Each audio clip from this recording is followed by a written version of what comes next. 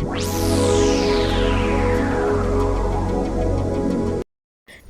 दर्शक बंधु मु वर्षा स्वागत कर मोर यूट्यूब आउ एक नुआ ब्लॉग को। तो आज हूँ बुद्धिभमन ओषार शेष पाली जो भाद्रव मासर जो 4-5 पाली ओषा पड़ता है। तो आज हूँ शेष। तो चलतु मु आपण मान आगे आज शेयर करी मु कि भाव में बुद्धिभमन माँ को स्थापना करी पूजा अर्चना करता से चलते वीडियो स्टार्ट करवा।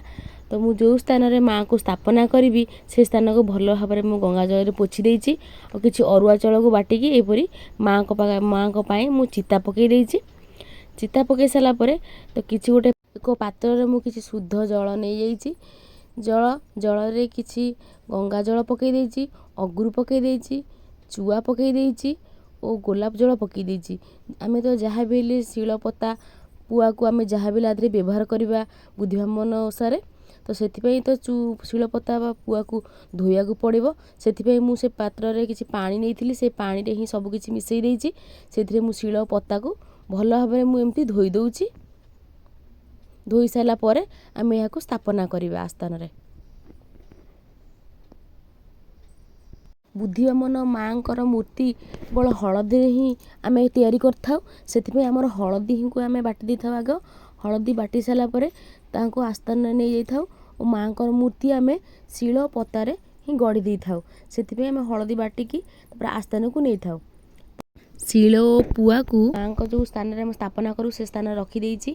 तो सबुरी प्रथम रे ही आम कलश को ही आगे ही पूजा करथाउ, आगे ही बसई थाउ। से मु कलश गुड़ी को आगे बसई देछि। आम जेति जन स्त्री लोक पूजा करथाउ सेतिकिटी कलश ही बसई थाउ माँ को पाखरे। मानसिक कलश या सबू कलश को एमती स्थापना कर दो प्रथमे। तापर आम बुद्धिभमन माँ को स्थापना करथाउ, मूर्ति गढ़ी थाउ। से सबू कलश गुड़ी को मुझे भाव में बसई देछि। आंब डाल देकी आ कलश मानसिक नड़िया गुड़ी को ता ऊपर बसई देछि।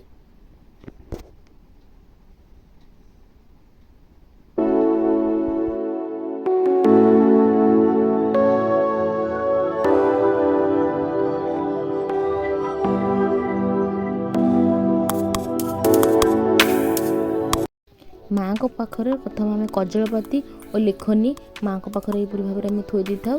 तापर हलदी माँ को गढ़ी था। प्रथमे शिल और पुआरे चंदन सिंदूर कजल देकी माँ को स्थापना करथाउ। बुद्धि और बामन को हलदी गढ़ी था। जो माँ मैंने काष्टा करथांती निष्ठापर सह उपास रखि थांती सही माँ मैंने ही बुद्धिभमन को स्थापना करथांती मूर्ति रे गढ़ी थांती। एभली भाव में माँ को हलदी ही स्थापना करथाउ, गढ़ी थाउ। माँ को मुंड हाथ गोड़ एभली भाव में आगे कर दे था। भक्ति और निष्ठार सह माँ को पूजा अर्चना कले सर्वसिद्धि होता है और मनस्कामना पूर्ण होता है। यही ओषा बहु पुरातन आरंभ हो आसी। प्रत्येकटी स्थान ही माँ को स्थापना कर पूजा अर्चना करथांती और मानसिक रखि थांती। माँ को मूर्ति को हलदी एपरी गढ़ी सारा पर माँ को चक्षु चिता और मुकुट को माँ को देह लगे दी था। और मानसिक जो कौड़ी ए सब रे माँ को सबू आम सजे दी था।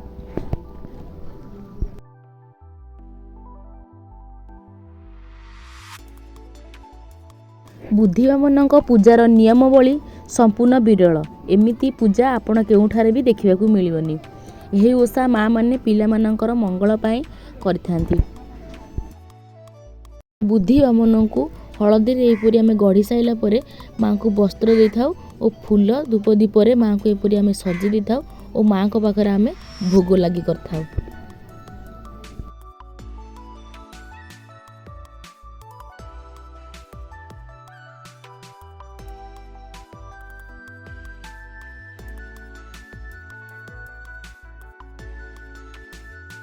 बुद्धि और बामन को सबु महिला माने मिसी जो मैंने आम मानसिक रखि था कर्पूर धूप दीप झुणारे आम एपरी माँ को पाखरे बंदापना करथाउ।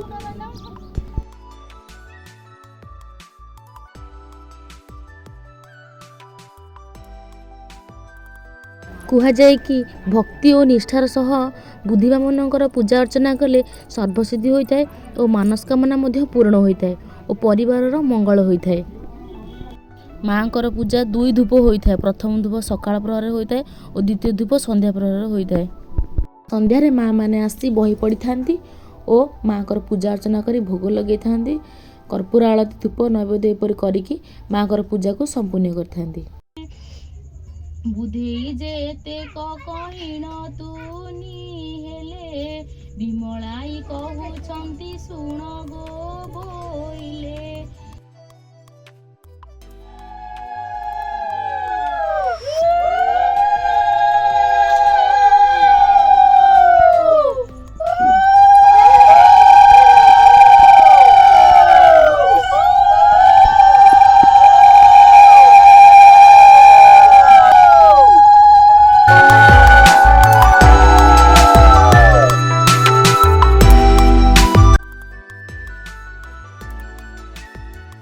भिडियोटी आपको किपर लगा यार मतामत मत कमेंट बॉक्स में जनइबे और आपण आड़े बुद्धिवा मन ओषा किपर होता है तो निश्चित भाव में जनइबे।